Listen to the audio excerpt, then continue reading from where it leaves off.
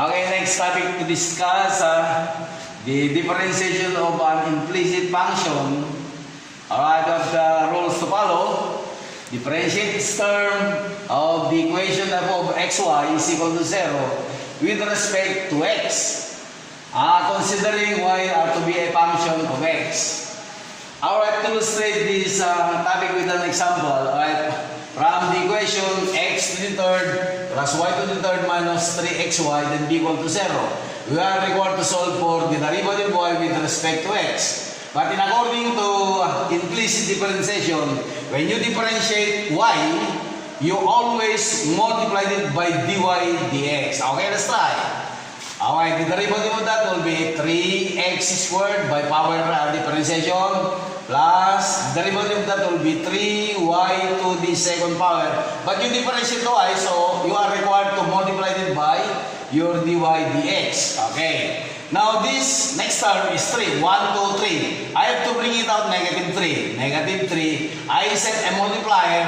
X times x multiplied by y is product. We use the product derivative. The first x multiplied by the derivative of the second. But the derivative of y is 1.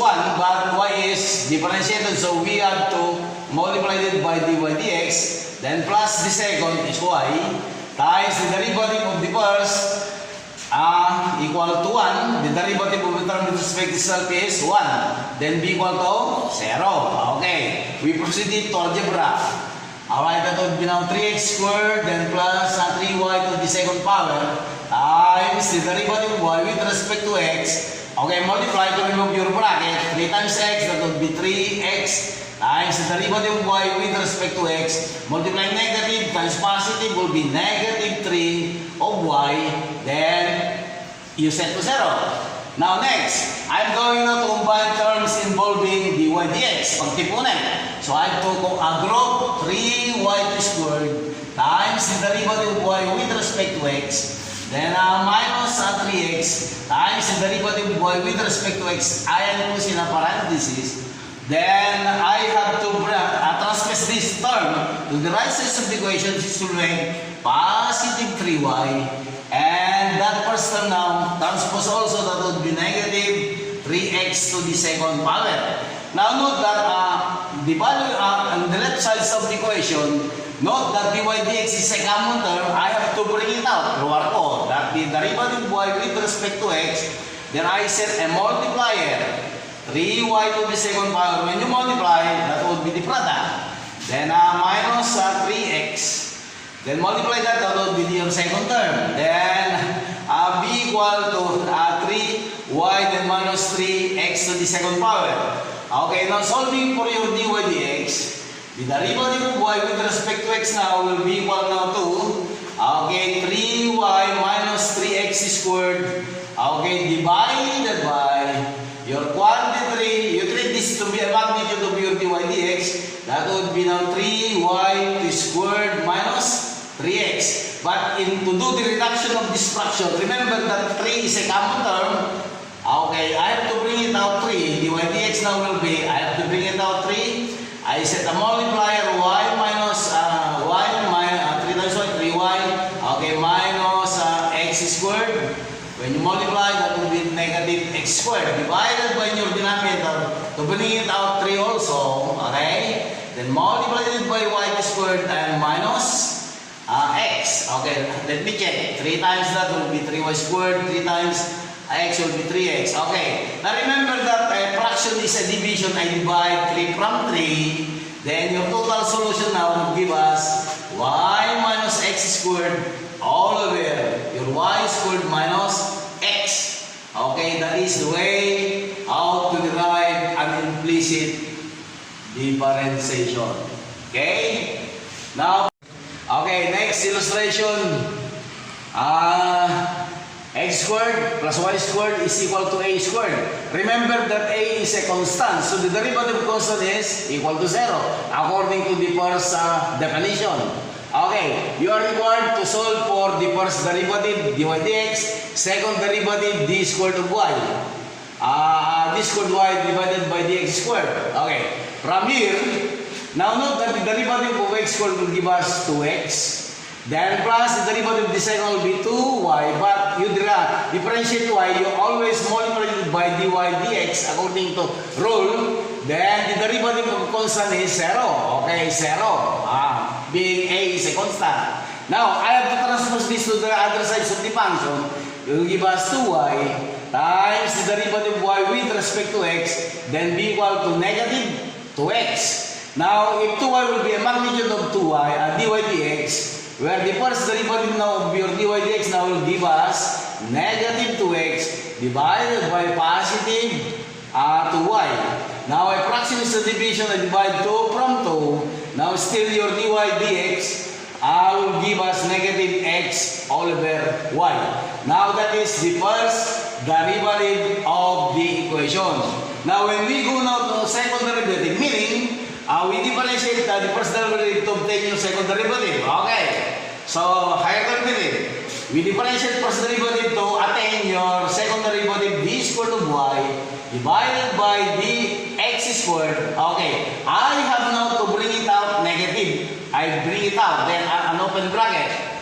Because when you multiply the term inside the bracket for negative, still negative. Okay. Now note that this is a fraction. The denominator, okay, quotient differentiation, y, differentiate your numerator, that would be multiplied by 1, minus your numerator is x. Derivative of your denominator, you differentiate y, that would be dy divided by dx, be an implicit equation, divided by the square of your denominator, y to the second power, and close in a bracket. Okay? Now, to simplify, you have here negative, okay, y times 1 will be y minus x. Remember that the value of your dy dx in your first derivative, that is negative, okay, times negative x all over y, okay. Then, divided by your denominator squared, y to the second power, and close in a bracket. Now, to simplify it further, that second derivative y with respect to x will give us, okay, that would be y negative times negative will give us plus, x times x will be x squared all over y, all over your denominator, that would be y to the second power. Alright, now in your other part, okay, here, excuse me, there is still negative outside, negative, okay. Negative outside. Okay, there. So, second derivative of your y with respect to x, alright, still negative. Okay, an open bracket. Now, note that we use this common denominator y. Alright, multiplied from y, that would be y squared. Then, you divide from y, divided by y will be 1 times your numerator will be plus x squared. Divided by square root of your denominator y to the second power and place in the bracket. Again, this is a division of fraction. Okay. You have to take the reciprocal of your divisor, you invert according to algebra. The second derivative of y with respect to x now, okay, will give us the negative. There is still negative there. Negative. Okay, that would be y squared plus x squared divided by y. Then multiplied it by reciprocal, that would be 1 over y squared. Then enclose in the bracket. Now it's still negative outside. 1 times that will be y squared then plus x squared divided by combine y squared times y. That will be y to the third power. Okay. Now note that from the very beginning,